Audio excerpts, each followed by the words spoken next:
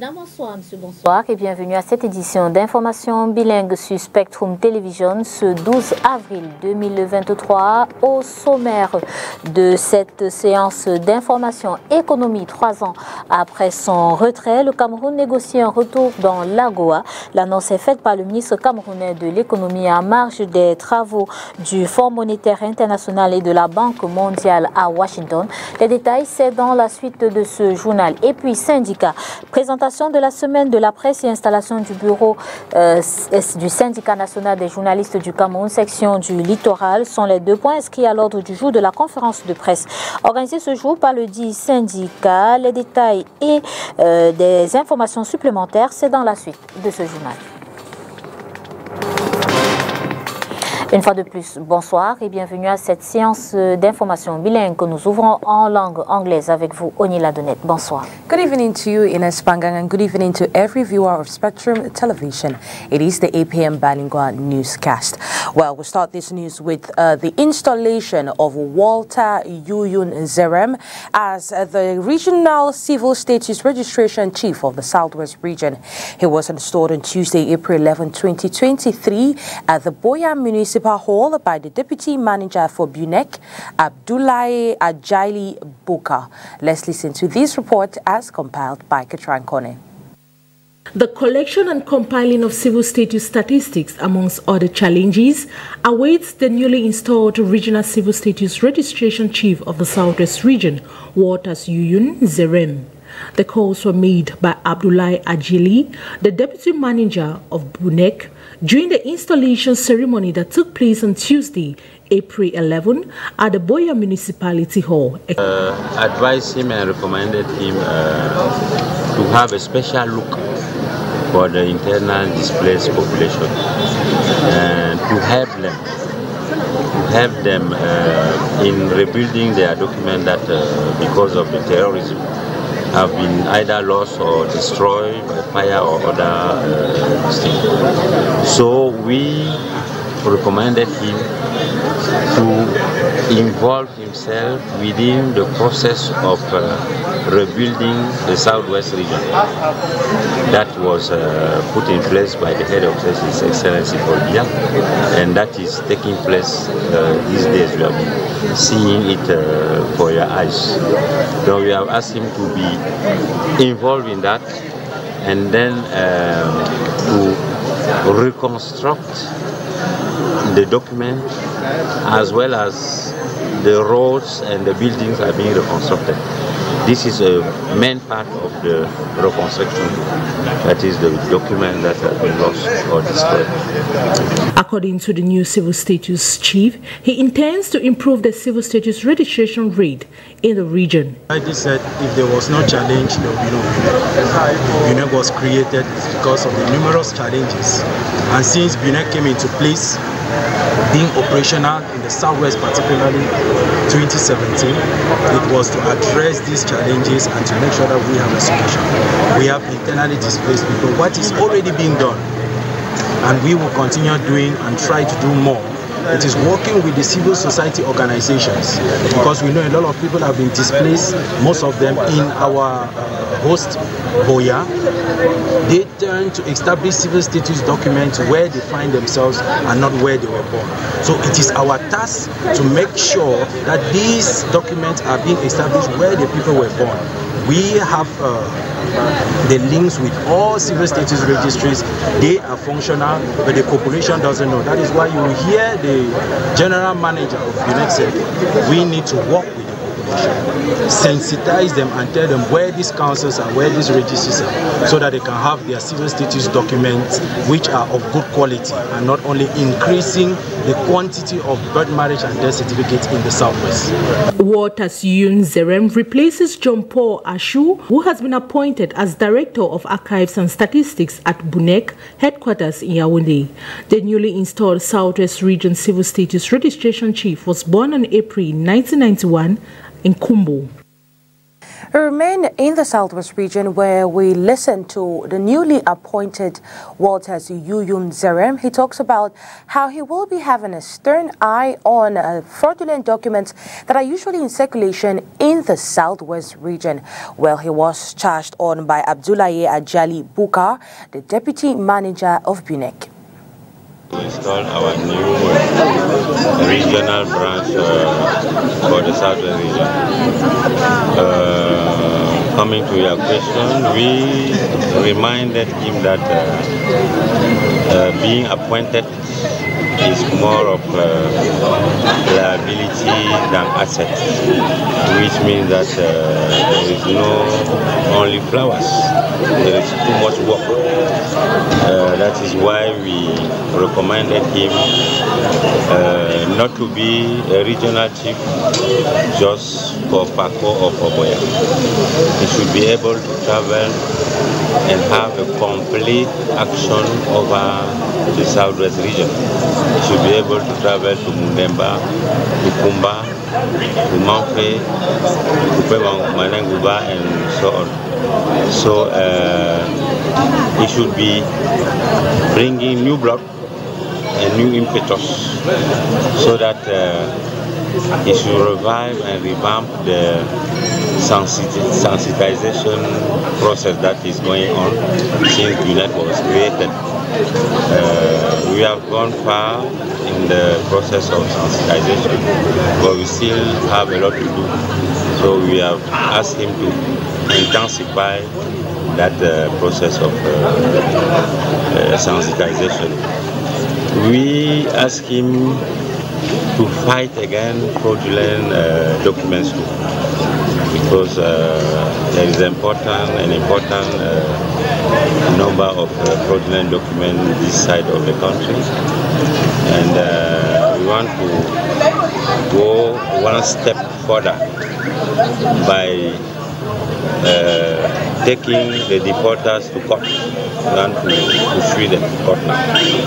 So we are asking to do that, and we gave him as a challenge to continue and revamp the training of all the stakeholders, because if the stakeholders don't master the laws and regulations governing the civil status registration, they will not be able to produce a good work. So they have to be. Now let's revisit the third Legislative General Assembly sitting of the Senate. The 17 newly elected and 20 recently appointed senators have attended the first plenary session at the Yaoundé Conference Center this Tuesday, April 11th. Well, how are new parliamentarians perceiving their new functions? Let's listen to Senator Brigitte Neba on Olivier Bouziker's microphone. I'm coming in from the Northwest region. As you know, senators have to not only vote laws, they have to work with the regional authorities and the municipal authorities. So I'm going to work in collaboration with them, first of all, in the strengthening of peace and unity, because there's no meaningful development without peace. So that's my first objective, to work with these local authorities to see into it that peace returns in our regions. Secondly, coming in from the Ministry of Women's Empowerment and the Family, I am going to be an ambassador for women and young girls and for the family.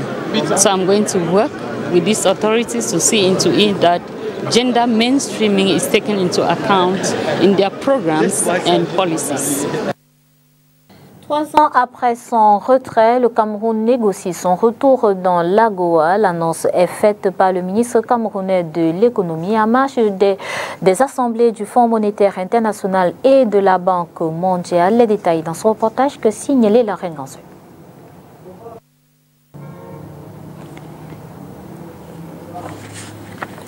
Nous continuons ce journal, nous prenons dans ce reportage que signait la reine Nganzeu sur le désir du Cameroun de rentrer dans l'AGOA. L'annonce a été faite par le ministre camerounais de l'économie en marge des assemblées du Fonds monétaire international et de la Banque mondiale. Retiré de l'African Growth Opportunity Act par le président américain de l'époque, Donald Trump, en 2019, le Cameroun souhaite aujourd'hui négocier avec les autorités américaines son retour au sein de l'AGOA, ce dispositif permettant aux pays africains éligibles d'exporter certains produits vers les États-Unis en franchise de douane. L'annonce est faite par le ministre camerounais de l'économie Alamine Ousmane Mey en marge d'une visite à Washington où il conduisait la délégation camerounaise aux assemblées de printemps du Fonds monétaire international et de la Banque mondiale. Selon ce dernier, une réintégration du pays permettrait d'améliorer le taux de couverture de la dette par les exportations et donc de sortir le Cameroun de sa position de surendettement à haut risque. La question aujourd'hui est celle de savoir quel argument le gouvernement camerounais mettra en avant pour convaincre les autorités américaines, le conflit dans les régions du nord-ouest et du sud-ouest Cameroun étant toujours d'actualité. On se souvient en effet qu'il y a 3 ans, Donald Trump prenait la décision de retirer ce pays de l'AGOA, l'accusant de s'être rendu coupable de violations flagrantes des droits de l'homme internationalement reconnus. Un motif vivement contesté en son temps par le Cameroun.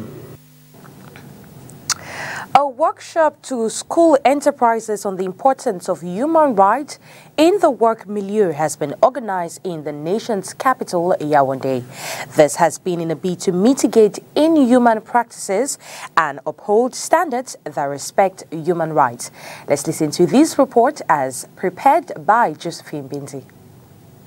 A cross-section of enterprises will now prioritize human rights following certain dispositions put in place and jurisdictions to be respected by the Francophone Association for Human Rights in Africa. Un thème qui est très important, celui du respect des droits de l'homme dans les entreprises. It's important to respect human rights in enterprises. Our government is very linked to human rights in all ramifications.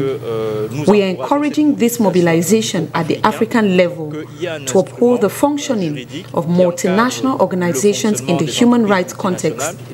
There are sensitive questions on the national and international levels, so we are happy Yaoundé a été choisi pour accueillir cette étape de la réflexion. Cameroon Human Rights Headquarters, together with the diaspora, have come up with a treaty to address certain constraints. The issue of violations of human rights in the business sector is a global problem. It's not peculiar to Cameroon.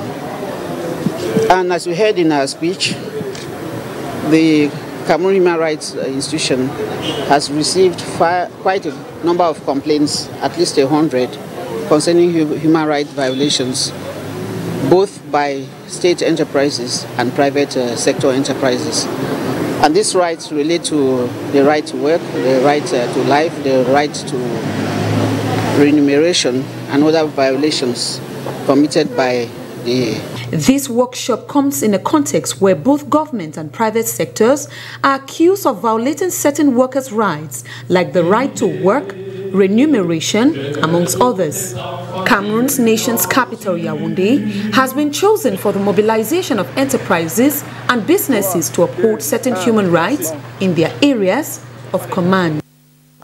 Well, the Minister of Social Affairs, Pauline Irene Nguene, has chaired today in Yaoundé a presentation and appropriation project meeting with aim to ensure reintegration and socio-economic inclusion of young people as well as street children.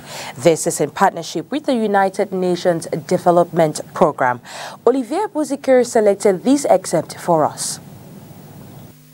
It's very important to take into account all the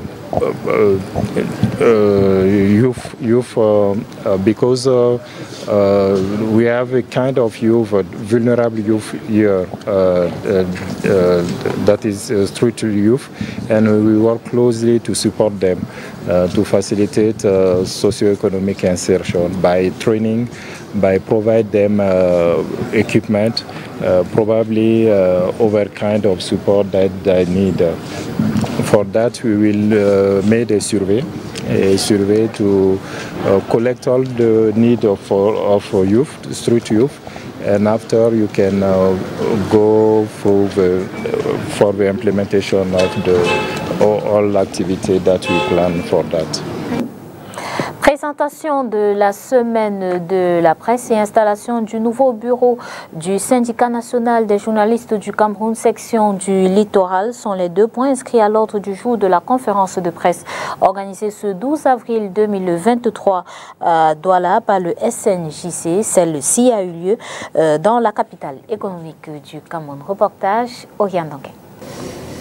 Une bonne dizaine, jeunes, issus de divers organes de presse avec à leur tête une dame, voilà qui constitue le bureau SNJC Littoral, élu le 25 mars dernier à l'issue d'une assemblée générale élective. Il faut dire que le mandat, nous l'avons placé sous le signe du New Deal pour la relève syndicale, parce qu'il sera vraiment question ici d'aborder les choses au quotidien avec beaucoup de challenges, parce que ce sont des challenges qui s'offrent à nous. Et c'est également garder un esprit d'éveil, parce que quand on sait qu'on a des challenges, il n'est pas question de dormir, il est surtout question de pouvoir relever ces challenges-là au quotidien. Et Dieu seul sait combien il est grand, le chantier, quand on parle des journalistes. Donc vraiment, le New Deal, c'est cela, la relève syndicale et, j'aime souvent le dire, beaucoup d'amour. On en a besoin dans le syndicat. Celui-ci est installé ce 12 avril 2023, ici à Douala. C'est la première fois qu'on a une passation de service qui est claire, avec des documents qui sont mis à jour, des documents sur le travail moral et sur le travail financier qui a été fait par le bureau sortant. Et ce que je peux demander au bureau qui est entré, c'est de continuer à travailler, de continuer à recruter des membres pour le syndicat, de donner une dimension plus forte au syndicat. Aujourd'hui, nous avons 111 membres. Nous voulons qu'il y ait 200, 300 membres dans la section du littoral, mais nous voulons aussi qu'il y ait des axes de formation, parce que nous voulons des syndiqués responsables, qui se comportent bien pour que l'outil de travail qui est l'entreprise ne ferme pas, mais qu'eux également ne perdent pas leur emploi. Le bureau sortant s'en va la tête haute, ayant relevé le nombre de membres dans le littoral. Nous partons dans le calme, nous partons en toute quiétude. Nous avons travaillé, notre travail a été reconnu. Nous avons travaillé à hisser le SNJC au sein de la région littorale au plus haut niveau. Nous avons foi, nous avons confiance parce que la présidente qui prend le relais après notre équipe est issue du bureau sortant. Et donc, nous savons que nous avons laissé le syndicat au niveau de la région littorale en de bonnes mains. Présentation de la semaine de la presse et installation du bureau SNJC section littorale sont les 2 points inscrits à l'ordre du jour de la conférence de presse organisée par le syndicat national des journalistes du Cameroun. Je propose d'écouter à présent Hilaire Amekoué, le secrétaire général du SNJC, déroule le programme des activités menées à l'occasion du 30e anniversaire de la liberté de la presse. C'est au micro de Oriane Danguin. Cette année, nous avons décidé de faire un travail sur toute l'étendue du territoire à l'occasion du 30e anniversaire de la liberté de la presse.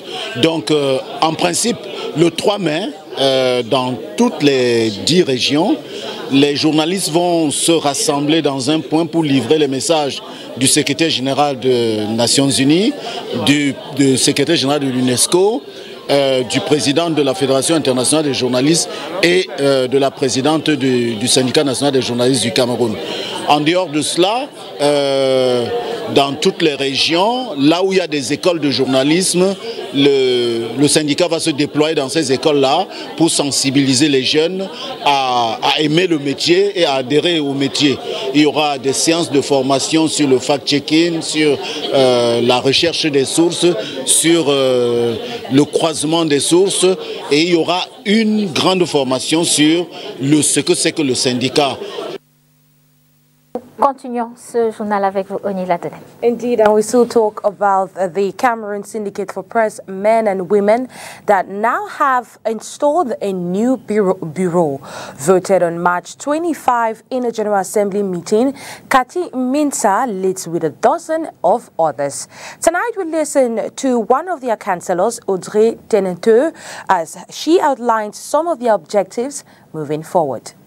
Actually, as the syndicate, first and foremost, we are expected to bring more people to the syndicate so that we can fight together for our rights, because we know that journalists nowadays are not respected and paid according to their just value. They are just mesmerized all around. But to them, we want that each and every one of us, let it be students or employees already, we should be able to stand all together in a bid to fight for our rights and to have better working conditions, because we know recently for example, let's take the case of Martinez Ogo, who has been butchered and murdered anyhow, and today we are fighting so that the culprits should be arrested and let them pay for their crimes. You see that if we were working according to if we were treated at our just value, such things will not happen. And equally, we want that people, journalists most especially, should work according to the ethics and the deontology of our profession. We cannot tolerate the fact that a journalist who is not because today everybody who can write or type something on social media platforms will call himself a journalist, whereas for somebody to be called a journalist, he needs to go through the school of journalism. We are not denying the fact that there are some people who have been trained by other great names of journalism, but first and foremost, you should have a training, you should have a background, you should have the solidity and the tightness of the profession. So today we are fighting towards the fact that journalists should have a better working condition with a salary which goes with it, and better still work according to the ethics and the deontology of the profession.